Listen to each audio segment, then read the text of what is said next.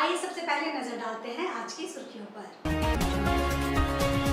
उपायुक्त ने जन शिकायत निवारण दिवस में सुनी नागरिकों की समस्याएं, कई आवेदनों का ऑन द स्पॉट हुआ समाधान।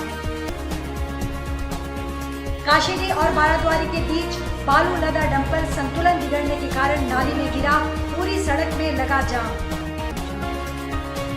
कोटका में लगातार बारिश होने से मिट्टी का घर टूटा, 12 भेड़ों की दबने से हुई मौत। खबरें अब विस्तार से।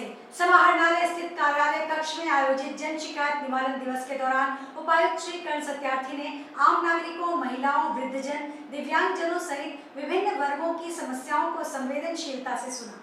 साथ ही विभागीय पदाधिकारियों को निर्देशित किया गया कि प्राप्त आवेदनों का त्वरित व न्याय संगत निष्पादन सुनिश्चित किया जाए। इस दौरान नागरिकों ने सरकारी भूमि पर अतिक्रमण एवं नाला अवरुद्ध करने की शिकायत, शिक्षा ऋण, चिकित्सा सहायता, भूमि विवाद, भूमि नामांतरण, देशी शराब दुकान को बंद कराने की मांग, सड़क निर्माण, रास्ता मरम्मत एवं आवागमन की सुविधा, राशन कार्ड, सड़क दुर्घटना में मुआवजा, आपदा में क्षतिग्रस्त मकान हेतु राहत की मांग, वृद्धा पेंशन, मैया सम्मान योजना, दुकान आवंटन, कोर्ट केस, स्कूल फीस माफी, पारिवारिक विवाद समाधान, आवारा पशुओं की समस्या एवं उनके प्रबंधन की अपील, ऋण सहायता व बिल्डर के विरुद्ध शिकायत आदि समेत जन समस्याओं से जुड़े ज्ञापन भी सौंपे। उपायुक्त द्वारा अधिकारियों को स्पष्ट रूप से निर्देशित किया गया कि प्रत्येक आवेदन की गंभीरता को ध्यान में रखते हुए विभागीय समन्वय के साथ निर्धारित समय सीमा में आवश्यक कार्रवाई की जाए, ताकि आम जनता को त्वरित राहत मिल सके और अनावश्यक सरकारी कार्यालय के चक्कर में नहीं पड़े। जमशेदपुर, काशीडीह और बाराद्वारी के मध्य बीच सड़क में आज प्रातः बालू लदा डंपर ड्राइवर के संतुलन बिगड़ने के कारण नाली में जा गिरा और पूरी सड़क में जाम लग गया। काशीडीह बाराद्वारी के मध्य सड़क में आए दिन ऐसी घटनाएं होती रहती है। बीच में बैरिकेडिंग कर दिया गया है, इस वजह से कई बार यहां जाम लगता है।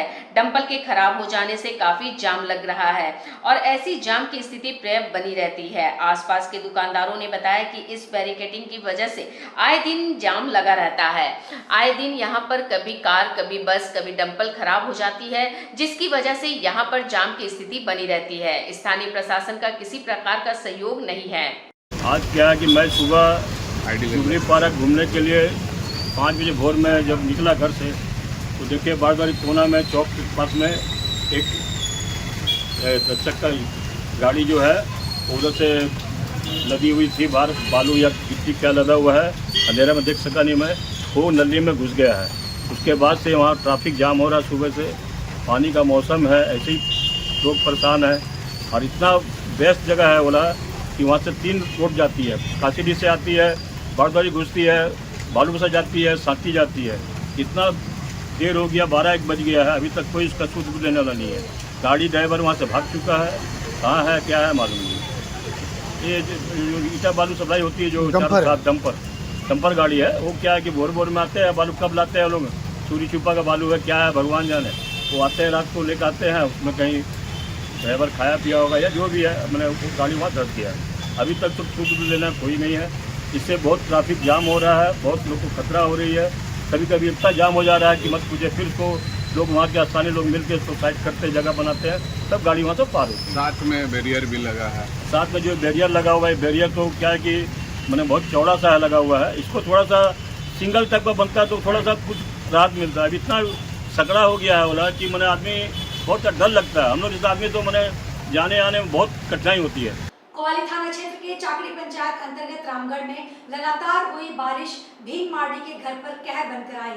भारी बारिश से घर गिरने से 12 भेड़ों की मौत हो गई। वहीं एक बैल एवं 5 भेड़ घायल हैं। भीम मांडी ने अपना दुखड़ा सुनाते हुए कहा कि इन भेड़ों को पालकर रोजगार के माध्यम से हम अपना जीवन स्तर सुधारने को लेकर लगातार जद्दोजहद कर रहे थे कि इस बीच लगातार बारिश के कारण घर टूट गया और 12 भेड़ों की मौत हो गई, जिसका मूल्य 50,000 है। उनका परिवार पूरी तरह से बेघर हो चुका है, घर का सारा सामान भीग चुका है। बारिश होने के कारण से हमारा घर धंस गया है, जिसमें 12 भेड़ मर गए और एक बैल और 5 भेड़ घायल अवस्था में है।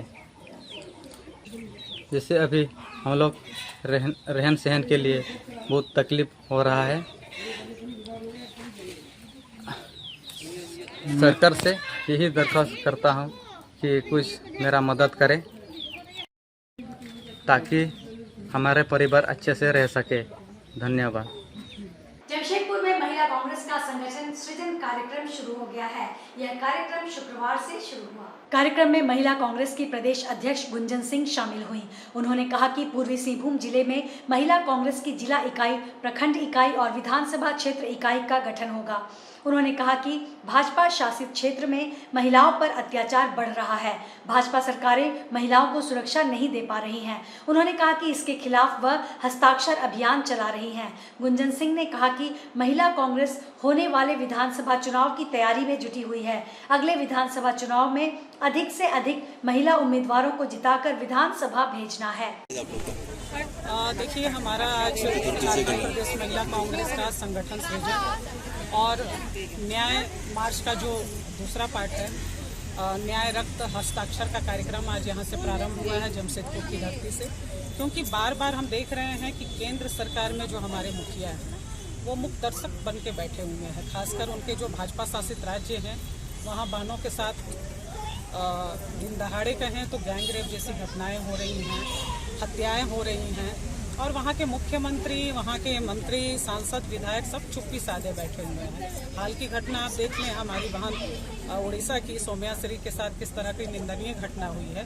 तो निश्चित रूप से न्याय मार्च हम लोगों ने 21 तारीख को अपनी राष्ट्रीय अध्यक्षा आदरणीय अलका लांबा जी के निर्देशानुसार झारखंड में प्रारंभ किया। रांची राजधानी में हुई, सभी जिला में हमारी जिला अध्यक्ष बहनों ने किया।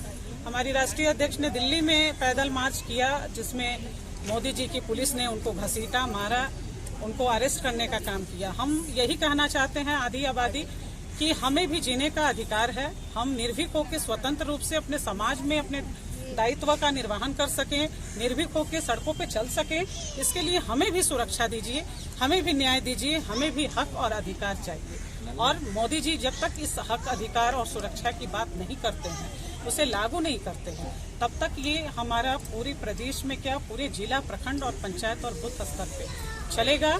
और एक एक महिला है उनको वोट का चोट देने का काम करेगी, सत्ता से उखाड़ फेंकने का काम करेगी। लौह नगरी जमशेदपुर में 134वें Indian Oil Durand Cup football tournament का भारी बारिश के बीच कल भव्य शुभारंभ हुआ। जमशेदपुर के जेआरडी स्पोर्ट्स कॉम्प्लेक्स में सेना और टाटा स्टील के वरीय अधिकारियों ने प्रतियोगिता का उद्घाटन किया। इस दौरान सेना के जवानों ने अपने कौशल का परिचय देते हुए कई सांस्कृतिक प्रस्तुतियां दी। शहर के कई सांस्कृतिक दलों ने भी स्टेडियम में मौजूद दर्शकों के बीच नृत्य और गीत के साथ अपनी प्रस्तुति कर लोगों का दिल जीता।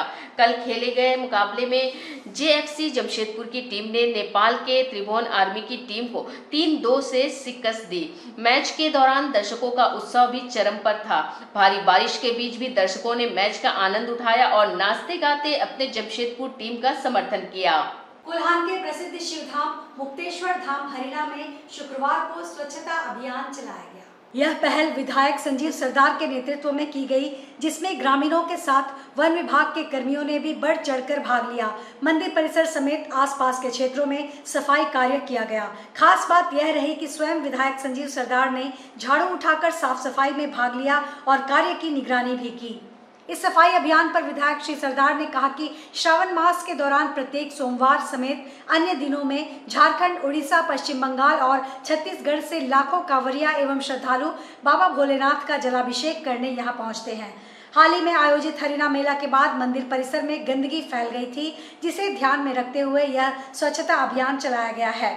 उन्होंने कहा कि श्रद्धालुओं को किसी प्रकार की असुविधा न हो, इसके लिए स्वच्छ वातावरण बनाए रखना आवश्यक है।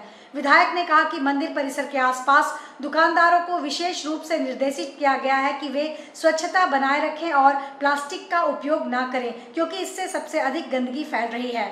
उन्होंने यह भी बताया कि यह अभियान आगे भी निरंतर जारी रहेगा।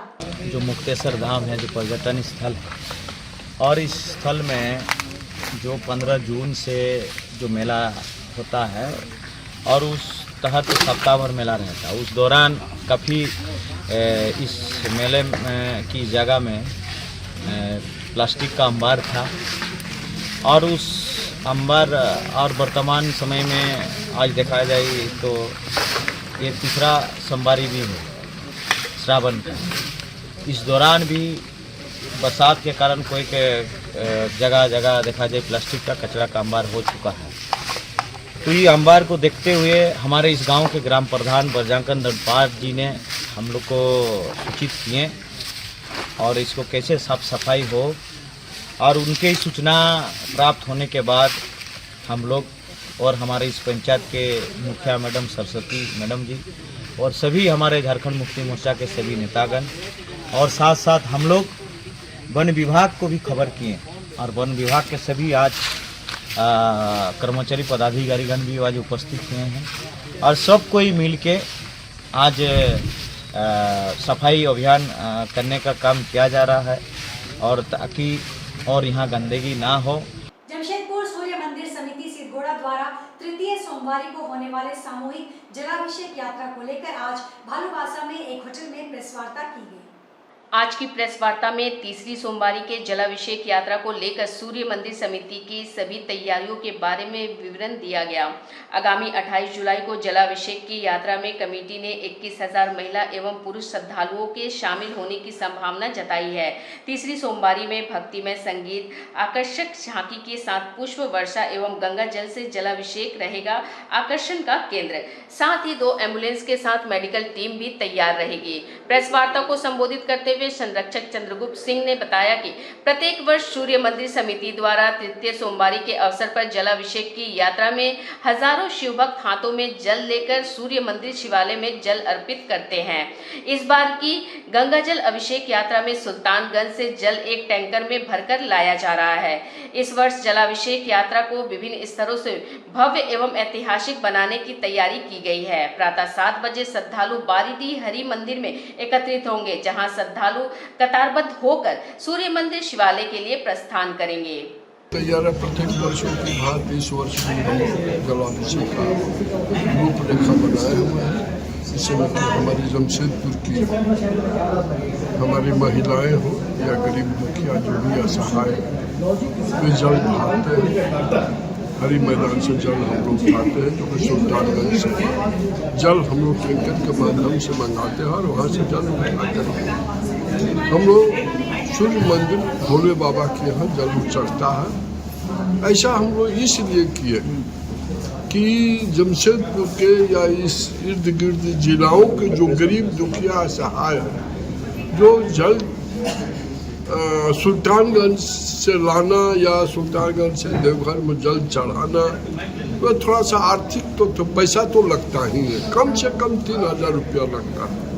तो उन गरीबों को ध्यान में रखते हुए हम लोगों ने सुल्तानगंज से स्वयं हम लोग जल मंगवाते हैं और वहाँ से हरी मैदान में जल उठाकर वहाँ पर संकल्प होता है और ये पंडित जी लोगों की काउंटर होते हैं, हर काउंटर पर आपको जल को संकल्प होता है और संकल्प से अनुशासित ढंग से नियमित होकर के काफ़ी जुलूस के साथ, जिसमें जुलूस में हमारी माताएं बहने बच्चे सभी रहते हैं, झांकियाँ भी निकलती है। झांकियाँ में भोले बाबा, पार्वती माँ, अन्य देवी देवताओं को भी हम उस झांकी के माध्यम से गरीब को दिखाते हैं, दर्शाते हैं कि जो कि बहुत से हमारे ऐसे गरीब आदमी हैं जो सुल्तानगंज नहीं जा सकते और बनारस नहीं जा सकते। जिस बनारस की आपको गंगा माँ का आरती होता है, वे छठ घाट पर सूर्य मंदिर प्रांगण के अंदर छठ घाट पर जो आरती होती है वो भी आपको इस झारखंड राज्य के लिए ऐतिहासिक है। जन कल्याण संघर्ष समिति और TSDPL के संयुक्त प्रयास से आज सीपी समाज भवन प्रांगण में निःशुल्क मेगा मेडिकल कैंप का आयोजन किया गया।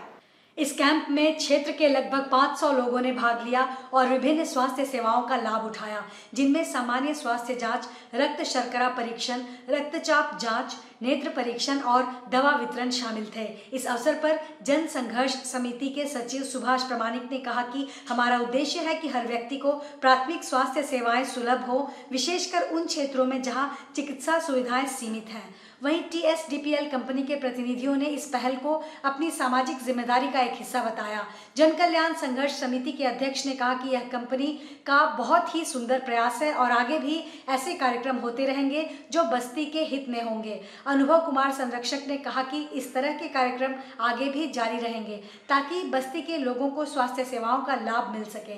कैंप में विशेषज्ञ चिकित्सकों की एक टीम ने उपस्थित लोगों का परीक्षण किया और आवश्यक परामर्श एवं दवाएं निःशुल्क वितरित की। हेलो, हमारे प्रिंस बंधु और हमारे यहाँ भी जितने भी उपस्थित हमारे टाटा राइसन के TSDPL कंपनी के पदाधिकारी हमारे यहाँ उपस्थित है, मैं उनको तहे दिल से शुक्रिया अदा करता हूँ कि जनक कल्याण संघर्ष समिति के द्वारा इसमें हम और मच्छिंदर निशान, मैं सुभाष चंद्र प्रमाणिक हूँ और अनुभव जी हमारे साथ बैठे हैं, मास्टर जी भी हैं। तो हम लोगों को रिक्वेस्ट किए थे तो इस रिक्वेस्ट का पालन किए और CSR का माध्यम से अपना बहुत ज़्यादा से ज़्यादा मतलब मेघा मेडिकल कैंप होने से भी चलेगा। बहुत अच्छा ट्रीटमेंट और मेडिसिन भी बहुत कॉस्टली मेडिसिन दिए। इसलिए मैं TSDPL को मैं अनुरोध करता हूँ कि एक कैंप मैंने आपका एक मेडिकल कैंप में नहीं पूरा होगा, तब मैं रिक्वेस्ट करता हूँ कि और भी 1-2 हो जाए। बस्ती बहुत बड़ा है, एक दिन में कवर तो हो नहीं सकता, तो मैं फिर भी मैं अनुरोध करूँगा लोगों को कि अगर नेक्स्ट डे और भी दिया जाए, इसके लिए बहुत बहुत शुक्रिया अदा करता हूँ। उसके लिए इस बागुनाथू प्रांगण में एक मेडिकल कैंप का आयोजन किया गया था, जिसके दरमियान हम लोगों ने शुगर की, हीमोग्लोबिन की, ब्लड प्रेशर की और हाइट और वेट की जांच की। और जिन लोगों का शुगर, ब्लड प्रेशर, हीमोग्लोबिन इसमें किसी तरह की कोई कमियां पाई गई, उससे जुड़ी हुई दवाइयों का डिस्ट्रीब्यूशन किया गया है। साथ साथ ही इससे जो भी शुगर के, हाई ब्लड प्रेशर के मरीज वगैरह आए थे, उन सब मरीजों को खान पान से जुड़ी हुई जानकारी प्राप्त कराई गई, जैसे किस तरह का खान पान करना है, व्यायाम करना है और किस तरीके से अपना सेहत और अच्छी तरीके से रखा जाए, इसकी जानकारी हम लोगों ने उनको प्राप्त की। घाटशिला कॉलेज के राजनीतिक विज्ञान विभाग के सहायक प्राध्यापक डॉक्टर सुरेंद्र प्रसाद सिंह द्वारा संपादित शोध पत्रिका मनुष्य और पर्यावरण की राजनीति का विधिवत लोकार्पण किया गया। यह लोकार्पण कोल्हान विश्वविद्यालय की कुलपति प्रोफेसर डॉक्टर अंजलि गुप्ता ने अपने कुलपति कार्यालय चाईबासा में किया। इस मौके पर विश्वविद्यालय के CC/DC डॉक्टर RK चौधरी, कुलानुशासक doctor Rajendra Bharti, registrar doctor Parshuram Siyal, वित्त पदाधिकारी डॉक्टर BK सिंह के साथ संपादक डॉक्टर सुरेंद्र प्रसाद सिंह मुख्य रूप से उपस्थित थे। इस अवसर पर कुलपति प्रोफेसर गुप्ता ने ऐसे शोध पत्रिका प्रकाशन करवाने के लिए डॉक्टर SP सिंह को बधाई दी। शोध पत्रिका के संपादक डॉक्टर SP सिंह ने कहा कि इस बहुभाषी पत्रिका के प्रथम अंक में 5 भाषाओं में शोध पत्र प्रकाशित किया गया है। गुड़ाबांधा थाना क्षेत्र अंतर्गत सुरक्षिला निवासी 65 वर्षीय अतुल बेरा हाथी की चपेट में आकर बुरी तरह से जख्मी हो गए। प्राथमिक उपचार के बाद उच्च चिकित्सा के लिए बारीपदा सदर अस्पताल में घायल व्यक्ति को भर्ती किया गया है, जहां इलाज जारी है। तत्काल स्थिति खतरे से बाहर बताई जा रही है। ग्रामीणों के मुताबिक अचुल शौच के लिए सूर्योदय के पूर्व ही स्वर्णरेखा नदी किनारे गए। इस क्रम में नदी किनारे खड़े एक हाथी ने उन पर हमला कर दिया, जिससे वह गंभीर रूप से घायल हो गए। सूर्योदय होने पर यह बात गाँव में फैल गई। तत्काल ग्रामीणों द्वारा प्राथमिक उपचार करने के बाद उन्हें बारीपदा में उच्च चिकित्सा के लिए भर्ती कराया गया। आज के इस बुलेटिन में बस इतना ही। हम फिर हाजिर होंगे कुछ और नई खबरों के साथ। तब तक के लिए SCCN न्यूज की पूरी टीम की ओर से मुझे दीजिए इजाजत। नमस्कार।